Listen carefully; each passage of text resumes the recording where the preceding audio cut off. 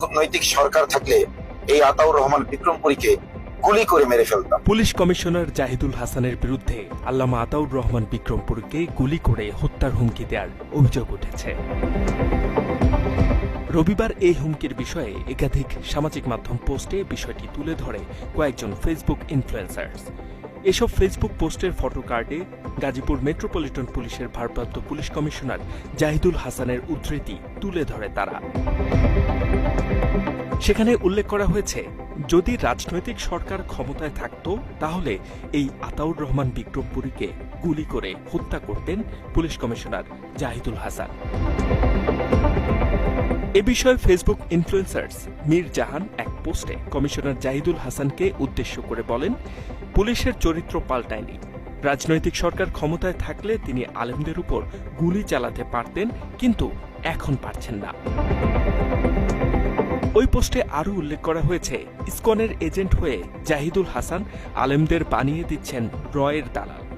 এমনকি হিন্দুস্তানের দাসী হাসিনার আমলে আলেম সমাজ এবং রাজনৈতিক দলের কর্মীদের উপর করা মিথ্যা মামলাগুলোকে তিনি সঠিক মনে করছেন বলেও অভিযোগ তোলেন ইনফ্লুয়েন্সার্স মীর জাহান। এছাড়া এক মাদ্রাসার মুহতামিম মাওলানা মোহাম্মদ আব্দুল মুকিতকে বাড়ি থেকে ধরে নিয়ে 15 দিন গুম করে রাখার পর ঢাকায় গ্রেফতার দেখিয়ে জঙ্গি মামলা দেয়া হয়েছিল বলেও অভিযোগ করেন এই ইনফ্লুয়েন্সার্স।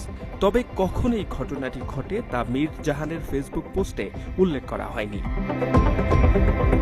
এ নিয়ে আরেক ফেসবুক ইনফ্লুয়েন্সার্স এবং সাবেক সেনা কর্মকর্তা ডেল এইচ খান এক পোস্টে ব্যঙ্গ করে বলেন, 5 আগস্টের পর পুলিশের পক্ষে আর কাউকেই গুলি করে মারার ক্ষমতা থাকা উচিত নয়। আইন প্রয়োগকারী সংস্থার ক্ষেত্রে মন চাইলেই গুলি করা যে পুলিশের আইনের প্রয়োগ নয়, সে বিষয়ে অবগত রয়েছে সাধারণ মানুষ।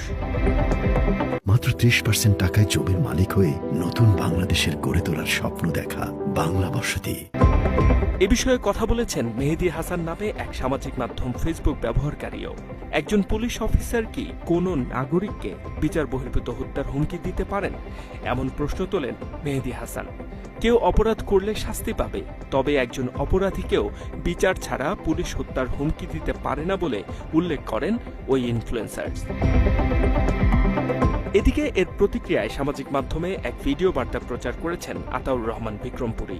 ভিডিও বার্তায় নিজেকে ফ্যাসিস্ট হাসিনার আয়না ঘরের ভিকটিম বলে দাবি করেছেন তিনি। আমি আতাউর রহমান বিক্রমপুরী, আমি আয়না ঘরের একজন ব্যক্তি। একই সাথে তাকে হত্যাযোগ্য করে তোলার জন্য পুলিশ মিথ্যাচার করেছে বলেও দাবি তোলেন আতাউর। ভারপ্রাপ্ত কমিশনার জাহিদুল ইসলাম বলেছেন, রাজনৈতিক সরকার থাকলে এই আতাউর রহমান বিক্রমপুরী